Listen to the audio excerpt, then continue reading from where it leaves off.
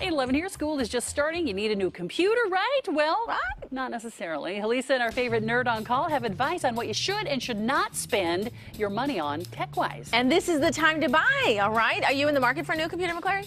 No. Got a beautiful laptop that I love. You have a great relationship with it. Okay, fantastic. Don't touch my laptop. Don't touch this my laptop. Is the perfect one. How often should we get a new computer, you think? About every 4 or 5 years. Okay, all right. And especially now that almost all of us are doing laptops now. Right. The desktop's sort of a dying thing, and soon the laptop's going to die too. Probably. We're all just going to use our phones and beam stuff right into our eyeball. Crazy, crazy. So in the meantime, hurts. That's what I stand for. Eyeball.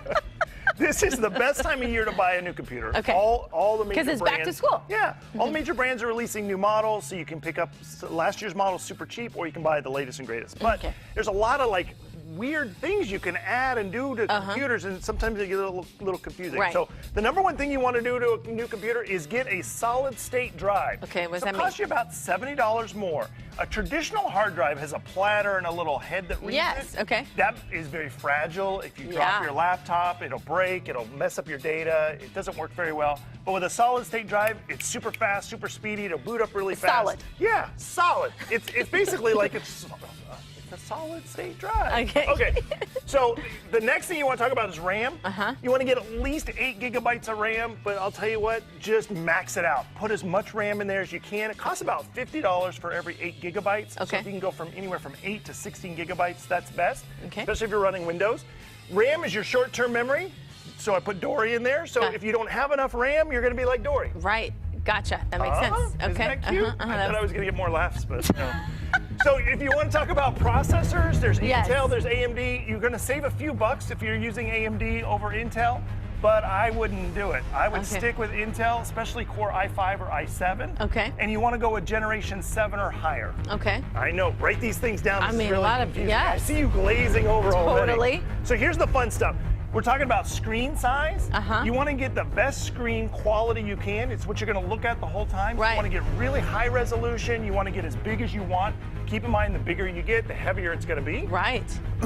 You also want to go and test it out. I wouldn't buy something online sight unseen. Go to Costco. They'll let you play with everything, even if you're not a member, so you can at least see what they got. And Costco always has great deals. Or head on over to Fry's. They've got all that stuff out there. You just have to avoid the salespeople. That's all. And tell them Ryan said that. USB-C is going to be the new standard. You're going to no longer have USB 2 and USB 3. USB-C is coming. It's not dominant yet, but you want to make sure you've got at least USB-C in the laptop. But if you do, you're going to have to buy one of these. Oh, my. I know. It's a little Extra dongle. gadgets. Yep. That way all your other stuff can still fit. We're just in that mid-generation, so you kind of have to do it.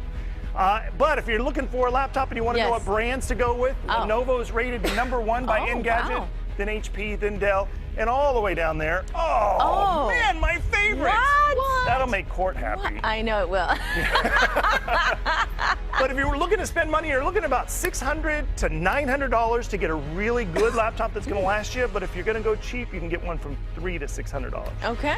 And that's my advice. There you go. I hope you took notes. If you're not, it's okay. You're in luck. All this will be on our website, gooddaysacramento.com. Ryan, thank you so much. Always great to see you. Back over to you, Marian.